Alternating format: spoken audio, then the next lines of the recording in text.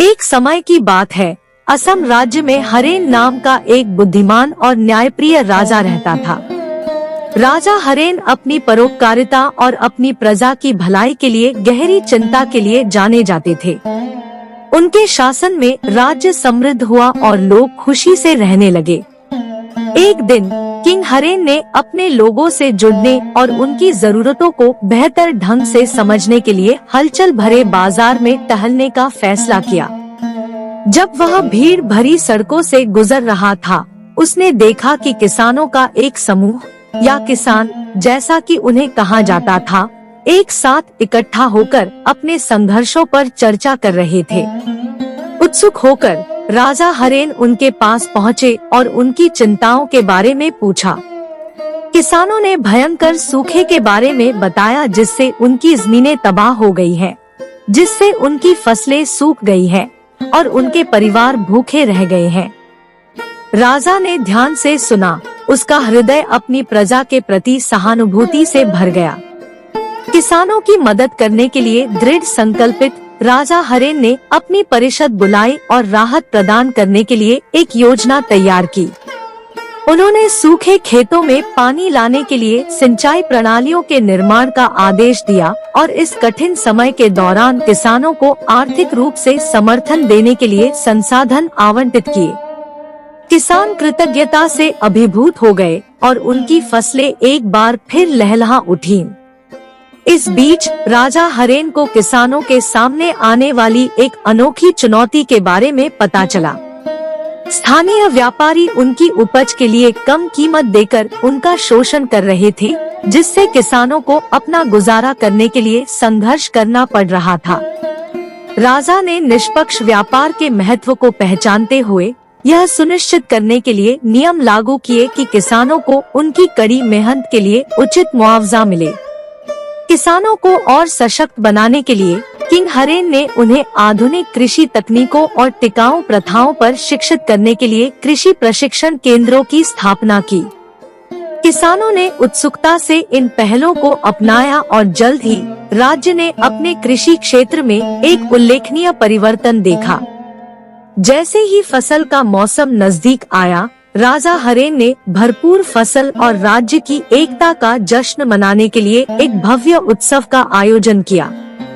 जीवंत पोशाक पहने किसानों ने गर्व से अपनी उपज का प्रदर्शन किया और पूरे राज्य ने उनके सामूहिक प्रयासों से प्राप्त प्रचुरता का आनंद उठाया। यह कहानी दूर दूर तक फैल गई और पड़ोसी राज्यों को भी इसी तरह की प्रथाओं और नीतियों को अपनाने के लिए प्रेरित किया। अपने लोगों की भलाई के प्रति राजा हरेन की प्रतिबद्धता और उनकी रणनीतिक पहल ने न केवल किसानों की कठिनाइयों को कम किया, बल्कि अन्य शासकों के लिए एक शानदार उदाहरण भी स्थापित किया। राजा हरेन और किसानों की कहानी एक कालजयी किंवदंती बन गई, जो पीढ़ियों से चली आ रही है, जो उस सकारात्मक प्रभाव की याद दिलाती है जो दयालु नेतृत्व और सामुदायिक समर्थन एक राज्य की समृद्धि पर हो सकता है। राजा हरेन की विरासत जीवित रही, जिसने शासकों और नागरिकों के दिलों में जिम्मेदारी और देखभाल की भावना पैदा की, और इसलिए असम राज्य न्याय, सहानुभूति और एकता के स्थायी सिद्धांतों द्वारा निर्देशित होकर फलता फूलता रहा। पहाड़ियों और हरी भरी हरियाली के बीच बसे एक अनोखे गांव में नारायण नाम का एक अंधा आदमी रहता था। उनकी दुनिया अंधकार में डूबी हुई थी, फिर भी उन्होंने अद्भुत शालीनता के साथ जीवन में कदम रखा। उनकी अनोखी स्थिति को पूरा करने के लिए भाग्य में एक दिलचस्प मोड़ आया। नारायण की पत्नी बहरी थी। साथ मिलकर उन्होंने एक असाधारण बंधन बनाया जो उनकी व्यक्तिगत अक्षमताओं की सीमाओं को पार कर गया। नारायण और उनकी पत्नी ने अपनी चुनौतियों के बावजूद एक पूर्ण जीवन जिया। उनका प्यार उनके द्वारा साझा किए गए मौन संचार, स्पर्श, इशारों और एक अनकही समझ के माध्यम से बना संबंध के माध्यम से प्रतिध्वनित होता है। अपने घर की शांति में उन्होंने एक ऐसे सामंजस्य की खोज की जो किसी भी शब्द से अधिक जोर से बोलता है। दंपति के 2 बेटे थे। बड़े का नाम रामेन और छोटे का नाम पंकज था। रेमन ने कम उम्र में ही अपने माता पिता की आंखों और कानों की भूमिका निभा ली। उन्होंने सूर्योदय की जीवंत छटा, पक्षियों की मधुर चहचहाहट और गांव को सुशोभित करने वाले सुगंधित फूलों का वर्णन किया। दूसरी ओर पंकज दृश्य और श्रवण दुनिया के बीच सेतु बन गया, जिससे उसके माता पिता के लिए ध्वनि और दृष्टि की सुंदरता का अनुवाद करने में मदद मिली। परिवार की दिनचर्या समन्वित प्रयासों का समन्वय थी। रेमन ने हलचल भरे गांव की कहानियां सुनाई, जिसमें रंगीन बाजार, सड़कों पर गूंजती हंसी और स्थानीय रसोई से आने वाली मसालों की सुगंध का सजीव वर्णन किया गया। पंकज ने अपने संक्रामक उत्साह के साथ प्रकृति की धुनों की नकल की, जिससे उनके माता पिता को जीवन की सहानुभूति का अनुभव हुआ। जैसे जैसे साल बीतते गए, गांव पारंपरिक मानदंडों को चुनौती देने वाले अनोखे परिवार से मंत्रमुग्ध हो गया। नारायण स्पर्श और अंतर्ज्ञान की अपनी उन्नत भावना के साथ सांत्वना और मार्गदर्शन चाहने वालों के लिए सलाहकार बन गए। उनके शब्दों में एक ऐसा ज्ञान था जो दृश्य क्षेत्र से परे था और उनसे सलाह लेने वाले हर किसी के दिल को छू गया। एक दुर्भाग्यपूर्ण दिन एक भ्रमणशील कथावाचक गांव में आया। नारायण के असाधारण जीवन से प्रभावित होकर उन्होंने उनकी कहानी को एक ऐसी कहानी में पिरोने का फैसला किया जो दूर दूर तक दर्शकों को मंत्रमुग्ध कर दे। कहानीकार ने ज्वलंत वर्णनों और भावनात्मक कहानी कहने के माध्यम से परिवार की जीत और चुनौतियों का चित्रांकन किया, जिसने सुनने वालों की कल्पना को मंत्रमुग्ध कर दिया। अंधे आदमी और उसकी बहरी पत्नी की बात जंगल की आग की तरह फैल गई, जिससे पड़ोसी गांवों का ध्यान आकर्षित हुआ और यहाँ तक कि शाही दरबार के कानों तक भी पहुँच गया। परिवार ने अपनी नई प्रसिद्धि से अनजान, प्यार और समझ के घेरे में आनंद पूर्वक रहते हुए अपना सरल लेकिन उल्लेखनीय जीवन जारी रखा। हालांकि नियति को और भी आश्चर्य मिले थे। दूर के राज्य के एक दयालु कुलीन ने असाधारण परिवार की कहानी से प्रभावित होकर गांव का दौरा करने का फैसला किया। नारायण, उनकी पत्नी और उनके बेटों के बीच सहज सहयोग को देखकर महान व्यक्ति ने उनकी अपरंपरागत एकता में सुंदरता को पहचाना। उनके लचीलेपन और प्यार से प्रभावित होकर रईस ने गांव में विकलांगों के लिए एक स्कूल प्रायोजित करने की पेशकश की।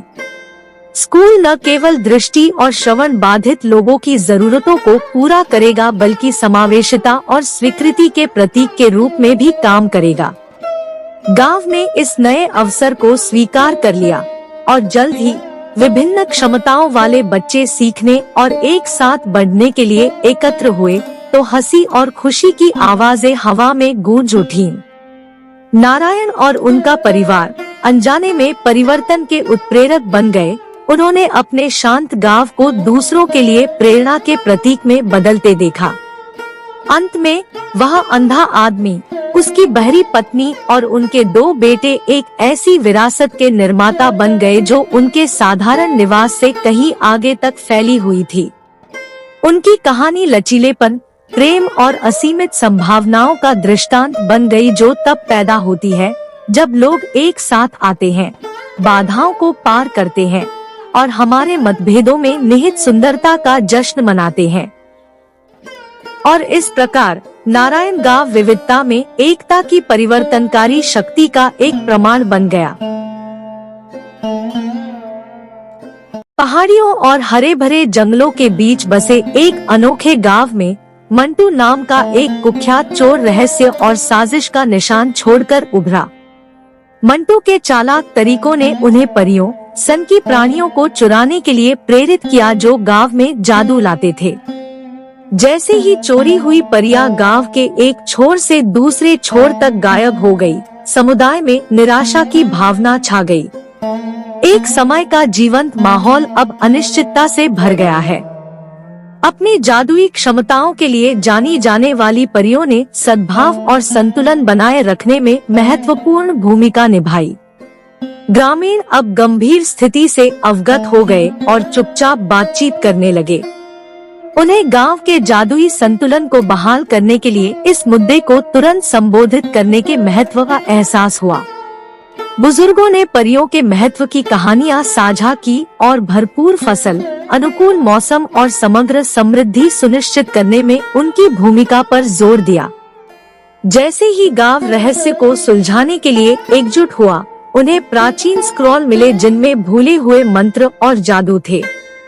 चुराई गई परियों को वापस लाने के लिए दृढ़ संकल्पित साहसी ग्रामीणों का एक समूह रहस्यमय स्थानों की खोज में निकल पड़ा और ऐसी चुनौतियों का सामना किया जिन्होंने उनके संकल्प की परीक्षा ली। यात्रा रहस्य के क्षणों के साथ सामने आई, क्योंकि मंटू की मायावी प्रकृति ने उन्हें एक दुर्जय प्रतिद्वंद्वी बना दिया। रास्ते में ग्रामीणों को जादुई प्राणियों का सामना करना पड़ा, जिनमें से प्रत्येक ने ऐसे सुराग दिए जिससे चोर की मंशा का पता चल गया।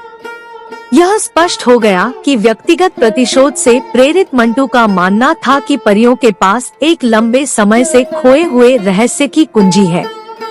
जैसे जैसे समूह आगे बढ़ता गया, उन्हें नैतिक दुविधाओं का सामना करना पड़ा, जिससे उन्हें सही और गलत की सीमाओं पर सवाल उठाने के लिए मजबूर होना पड़ा। गांव का भाग्य अधर में लटक गया और यात्रा न केवल एक भौतिक खोज बन गई, बल्कि मानवीय आत्मा की गहन खोज भी बन गई। एक गुप्त दायरे में बंदी बनाकर रखी गई चुराई हुई परियों ने एकजुट होने पर अपनी सामूहिक शक्ति का खुलासा किया। ग्रामीणों ने नए दृढ़ संकल्प से प्रेरित होकर मंटू का सामना करने और उन्हें स्वेच्छा से परियों को रिहा करने के लिए मनाने की योजना तैयार की। एक चरम मुठभेड़ में गांव ने मंटू का सामना किया, जिससे परियों के असली उद्देश्य और जादू के नाजुक संतुलन को बाधित करने के परिणामों का खुलासा हुआ। हार्दिक संवाद और साझा समझ के माध्यम से चोर का कठोर दिल नरम होना शुरू हो गया, जिससे मंटू और ग्रामीणों दोनों के लिए एक परिवर्तनकारी क्षण आया। अंत में चुराई हुई परियां अपनी सही जगह पर लौट आईं और जादुई सार बहाल होने पर गांव खुश हो गया। एक बार विभाजित समुदाय एकता, सहानुभूति और अपनी दुनिया की नाजुक अंतर संबंध के महत्व को सीखकर मजबूत होकर उभरा। जैसे ही पुनर्जीवित गांव में सूरज डूबा, परियों के प्रति कृतज्ञता और सम्मान की एक नई भावना खिल उठी। मंटू नाम के चोर की कहानी, जो अनजाने में सकारात्मक बदलाव का उत्प्रेरक बन गया, पीढ़ियों तक गूंजती रही और सभी को याद दिलाती रही कि कभी-कभी प्रतीत होने वाले रहस्यमय मुद्दों के महत्व को समझने से गहन विकास और सद्भाव हो सकता है।